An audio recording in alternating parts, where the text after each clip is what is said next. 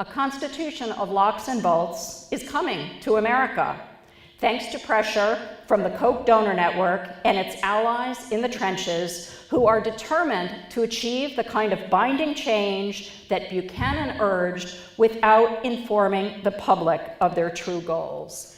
And I'll come back to this, but when Charles Koch set out to fund a center for Buchanan and his colleagues to push this program, this is what he said: "Since we are greatly outnumbered, the failure to use our superior technology ensures failure." So it's quite calculated and clear.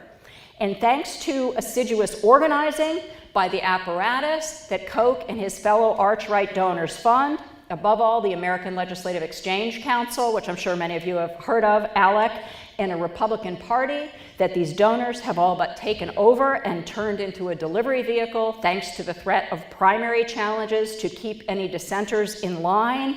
This cause now has in place, with Wisconsin yesterday, 28 of the state's authorizations needed to call a constitutional convention. You need 34 states to call an Article 5 constitutional convention. They now have 28. Just to be clear, for those who haven't had their American history lately, we have not had a constitutional convention in America since 1787, when that document was crafted. To call such a convention is a very radical thing, and this effort is far along. Now, you may be wondering how I put together the way that Buchanan's ideas were guiding the so-called real path the Koch network is following to shackle democracy. And I have to confess that the answer is, again, by coincidence. I moved to North Carolina in 2010, just as a radicalized Republican Party dominated by Koch-backed Tea Party figures, some of whom you may recognize, won majorities in both houses of the state legislature. And suddenly the things I was reading in Buchanan's work, trying to understand what happened in Chile, things that still seem so abstract to me, became concrete as North Carolina's lead Republican donor, Art Pope, boasted through Civitas of what he called the Big Bang his grantees were delivering to make this once moderate state, again, a quote, a laboratory for the cause, using a technology, in Koch's words, that came from public choice economics. So what did I see in this shock and awe style Big Bang that unfolded in North Carolina that I'm sure many of you were watching with trepidation as well?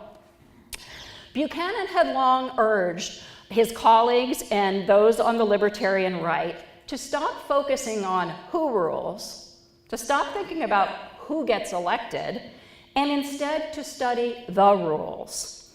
And he made the case to like thinkers and those who funded them, including Charles Koch, who he started working with in the 1970s, that if you wanted to get the kind of radical transformation that libertarians did, you had to focus laser-like, systematically on changing the rules of governance. We might add, as Chile did in 1980, although in fact Buchanan never mentioned his advising in Chile in his later publications. What I watched unfold in North Carolina was in fact a stunning barrage of rules changes on this model, one after another. Extreme gerrymandering to misrepresent the will of the electorate. New measures to undermine workers' rights and ability to organize together in unions, particularly in public sector unions. Attacks on public education at all levels and radical cuts in funding for it. Repeal of a hard-won Racial Justice Act to ensure fairness in policing and the criminal justice system.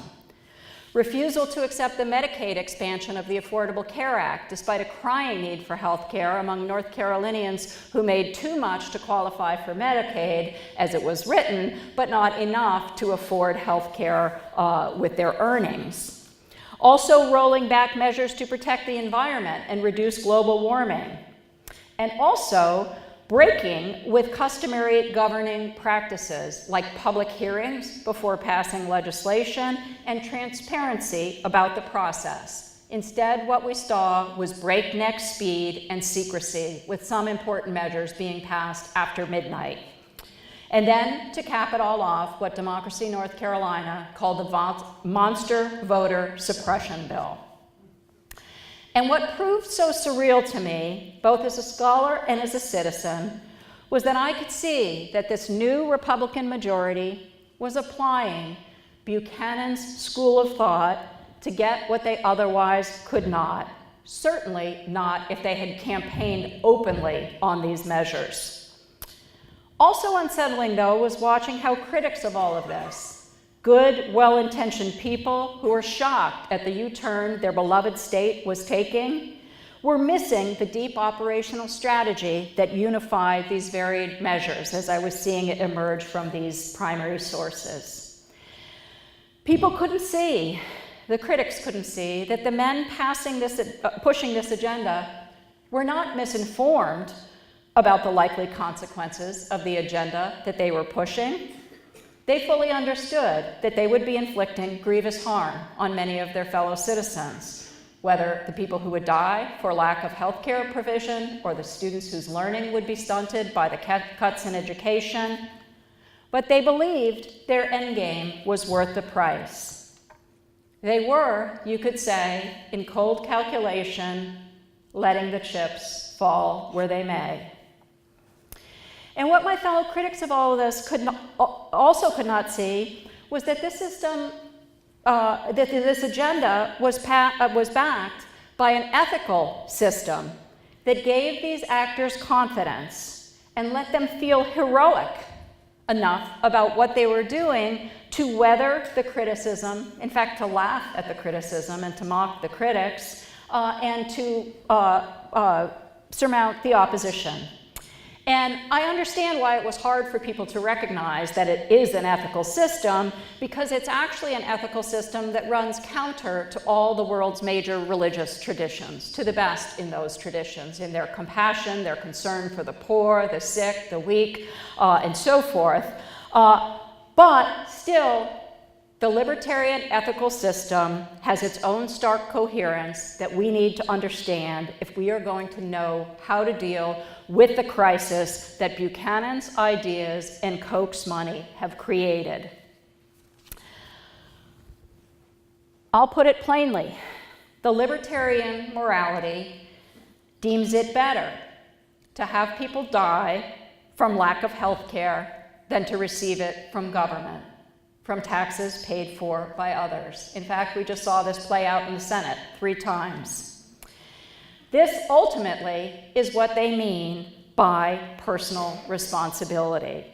We all take personal responsibility, right? From the time we get up to all the things we do through the day and over the years. But when this cause speaks about personal responsibility, what they mean is that you should be on your own. You should not have the right to look to government for any help. If you fail to save for your future needs, you deserve your fate. Now, I learned all of this and more in 2013 when James Buchanan died, and finally that September I was able to get access to his private archive at George Mason University. And in his records there, going back to the 1950s, I found my developing understanding of all this confirmed in a way that literally sometimes took my breath away. Just one example. In his private office, I found, stacked helter-skelter on a chair, a pile of documents that exposed how Charles Koch and operatives from some of the organizations he funds had collaborated with George Mason economics faculty and higher administration to establish a base camp for this project in this public university, George Mason University, just over the Potomac from Washington, D.C. And in fact, because I know your own campus is dealing with some of these questions about Koch investments, I thought it would be helpful to go into some detail about the nature of the Koch campus implant, as I've come to think about it, at George Mason. And George Mason is the flagship model to which all the other Koch operations on campuses now strive. So I think it has much to teach us about how these implants, in fact, violate academic integrity as they aggressively move a political agenda. Some context. Since the 1980s, Charles Koch had been giving to Buchanan Center at George Mason, as well as to the Law and Economics Center run by Henry Mann, whom Buchanan had recommended to become dean of George Mason's School of Law. Koch knew Buchanan's signature ideas, but it was only in this period, as he was heading toward the 90s, when his mind became laser-focused on producing results, that he circled back to the Nobel laureate and decided this system of ideas was the missing piece he had been looking for, and it was to be found at George Mason. There was only one thinker in the movement, after all, who did more than just elaborate on the vision of a just society laid out by Koch's intellectual heroes, Ludwig von Mises and Friedrich Hayek, both of whom were by then deceased. Only James Buchanan had also developed an operational strategy for how to get to that society, one that took as axiomatic what Buchanan and Koch both understood viscerally from experience, that the enduring impediment to the enactment of their political vision was the ability of the American people, through the power of their numbers, to reject that program. What was holding the movement back now became clear. They needed a strategy to break that power, or at least to debilitate it, the very approach that James Buchanan had spent years thinking about and developing. And it wasn't just Buchanan that Koch could count on at George Mason.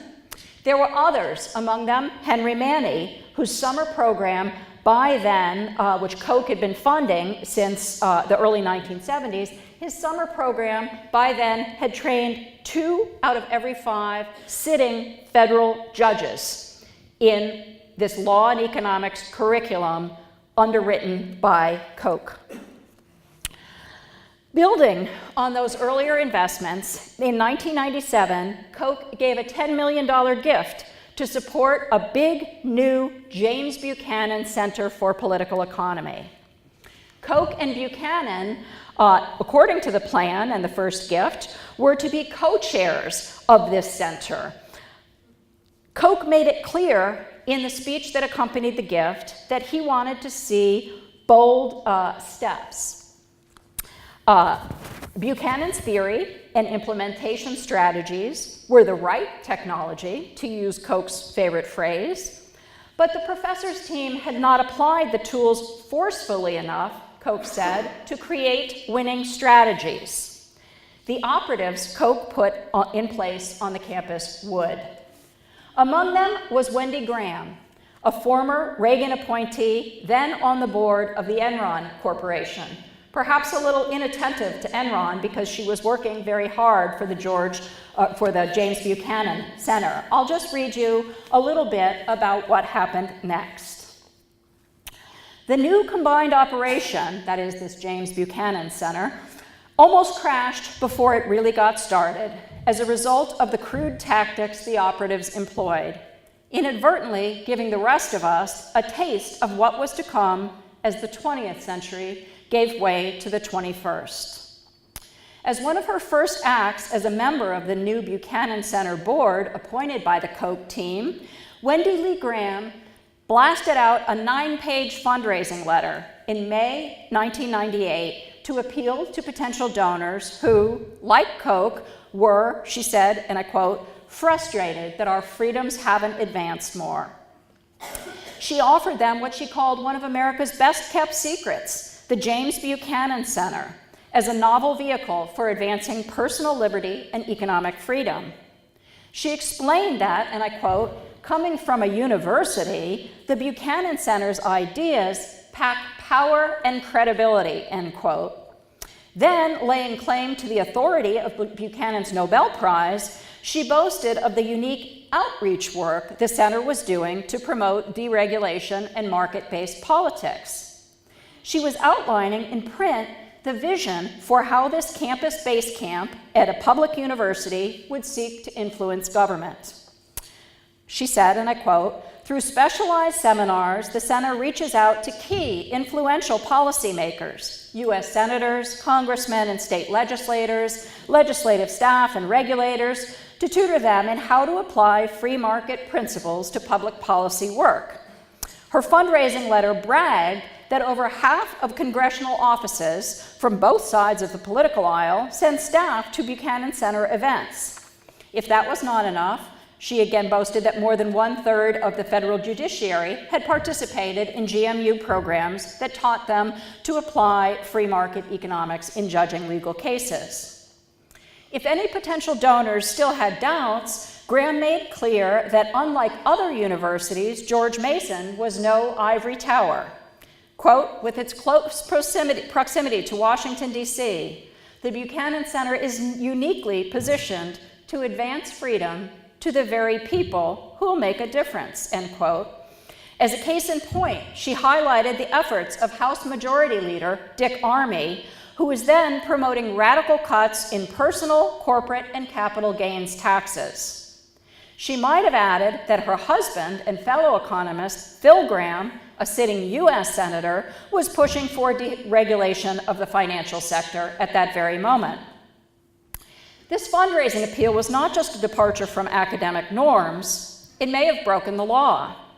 The center had been chartered as a nonprofit entity, what is called a 501c3, which made it a tax-deductible charity for IRS purposes, a status that requires abstention from partisan activity. And someone who chose not to reveal his or her identity took the time to send Buchanan, as well as the chair of the economics department at George Mason and the dean of the college and the provost, copies of the letter that Wendy Graham sent out, pointing out that her solicitation, quote, involves clear violations of tax law. Surely, the whistleblower said, something had to be done about, quote, the blatant political activities of the James Buchanan Center. In short, Buchanan had been humiliated on his home ground. He told Richie Fink, his former colleague and now Charles Koch's top political advisor, quite frankly, quote, I am pissed off, end quote. Koch's team had appointed so many political hacks to university positions using Buchanan's name. Buchanan said that the enterprise, quote, verges on fraud and surely, at a minimum, amounts to exploitation of me, of the James Buchanan Center, and of the university. But it was too late by then to stop the ball of fire the scholar had set in motion. The university had never been offered a larger gift. Forced to choose between their Nobel laureate and a billionaire CEO, the higher administration went with a man who would become George Mason's top donor. The provost curtly rebuffed Buchanan, telling him, and I quote, we are determined to pursue this initiative, end quote. Whoops, sorry. Oh well, you won't hear about the Mercatus Center. Having lost control, yet being too old in his 80s to move and start over, Buchanan withdrew more and more from campus, sequestering himself in his mountain cabin in southwestern Virginia. Although he did say in a 2007 memoir that he had no regrets. When he died, some 15 years after this clash, neither Charles Koch nor Richie Fink attended the funeral. Why should they? Buchanan's usefulness to them had passed.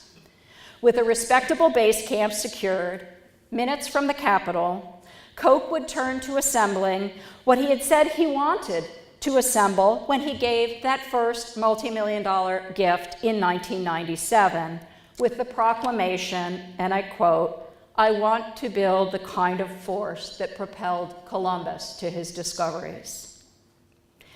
Since then, George Mason has received upwards of $100 million in funding from the Charles Koch Foundations alone. And this is, by the way, is a dated figure, hence the difference. And that sum doesn't include the contributions from Koch's network of allied donors.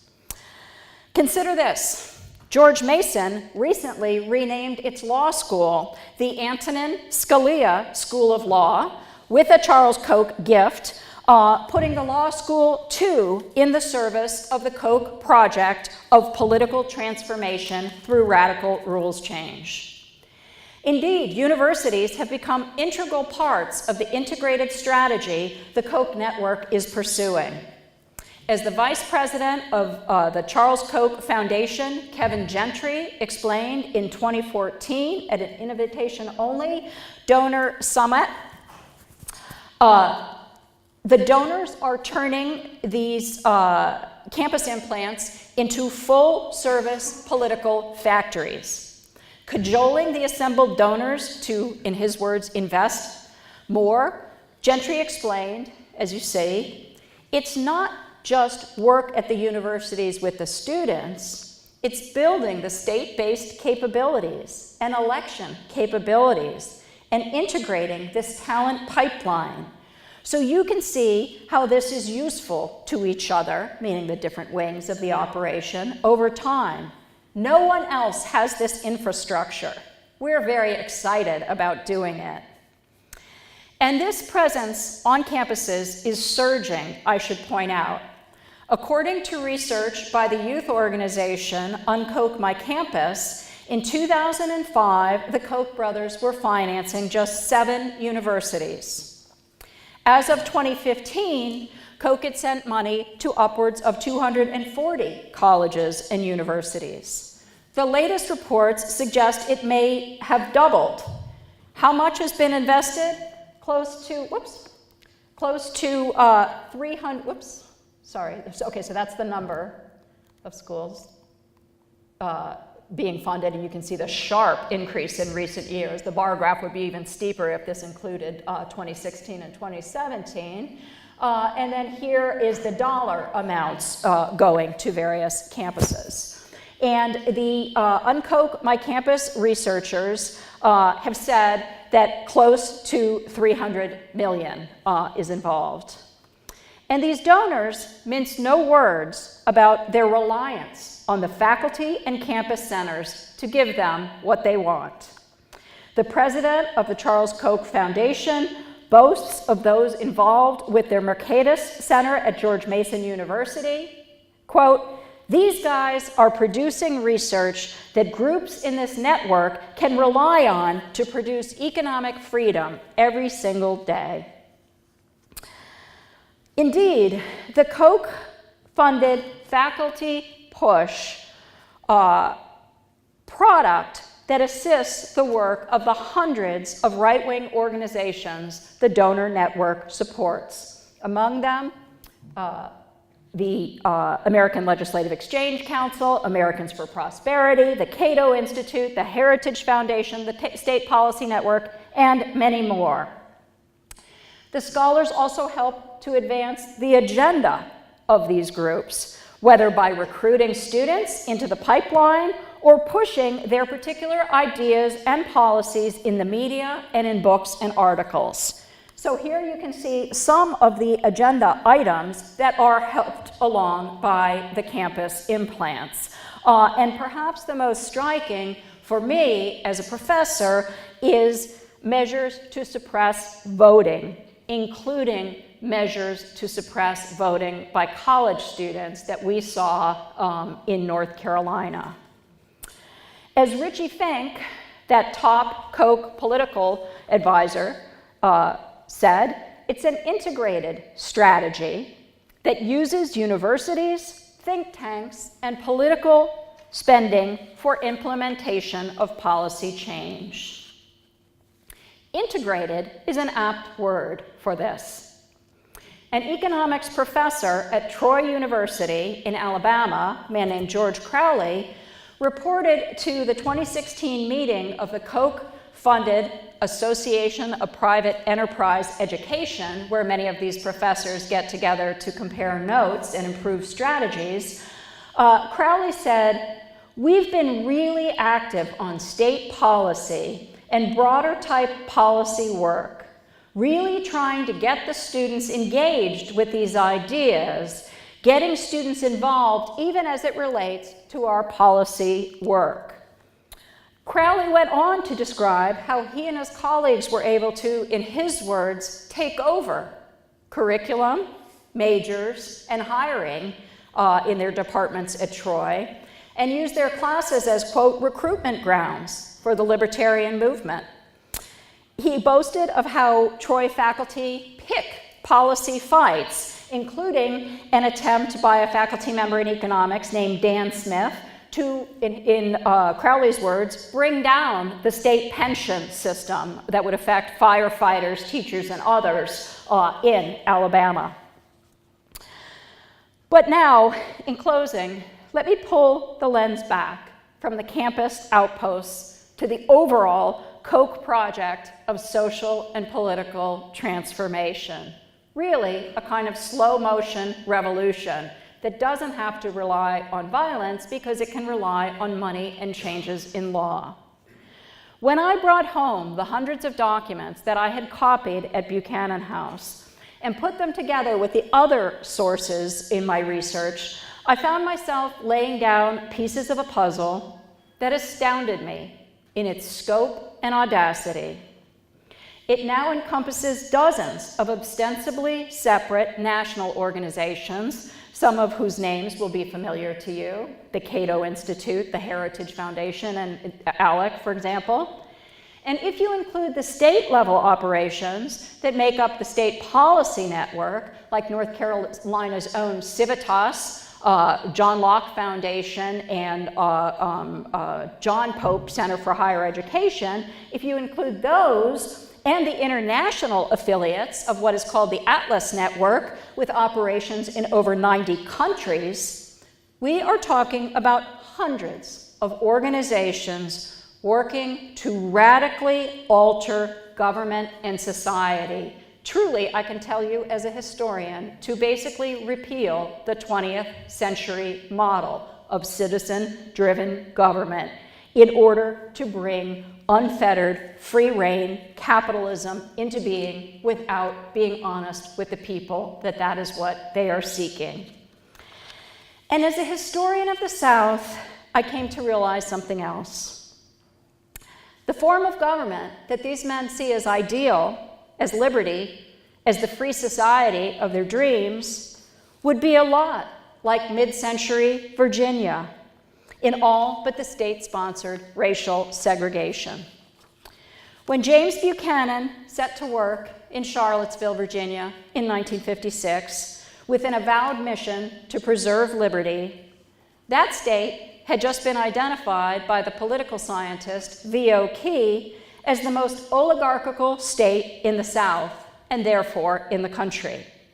Next to Virginia, Key quipped, Mississippi is a hotbed of democracy. Harry Byrd was the governor and then senator who presided over this incredibly oligarchical system. And in closing, I'd like to ask you to think about it yourself in light of what I have said tonight and what you've seen evolving in North Carolina and in America over nearly a decade now. What is the substance of James Buchanan's and Charles Koch's notion of liberty but mid-century Virginia, the state subjected to what V.O. Key called the most thorough control by an oligarchy? Yet now, the Koch network wants to graft these tools of elite domination, these rules of mid-century Virginia, onto the nation as a whole. As I said, the state-mandated racial oppression would go. But we need to recognize that nearly everything else about the political economy of mid-century Virginia enacts their dream. For example, the use of right-to-work laws and other ploys to keep working people atomized and powerless. The suspicion of public education as a source of subversion. The ability to fire dissenting public employees at will, targeting educators in particular. The insistence that government should not be allowed to stop discrimination. The deployment of states' rights legal arguments to prevent the federal government from promoting equal treatment. the regressive tax system and refusal to make forward-looking public investments, the opposition to Social Security and Medicare, which was led by Virginia's Senator Harry Byrd and member of Congress Howard Smith, and the parsimonious response to public needs of all kinds, from decent schools to public health and more. And also voting rights restrictions to keep those unlikely to support this system away from the polls. In short, rules that in combination ensure the uncontested sway of corporations and the wealthiest citizens. And the question this stealth plan presents other Americans with, once we know it, is at one level quite simple. Do we want to live in this kind of world? Is what this cause seeks the kind of society we want to live in and bequeath to our children and to future generations? That is the real public choice. Thank you.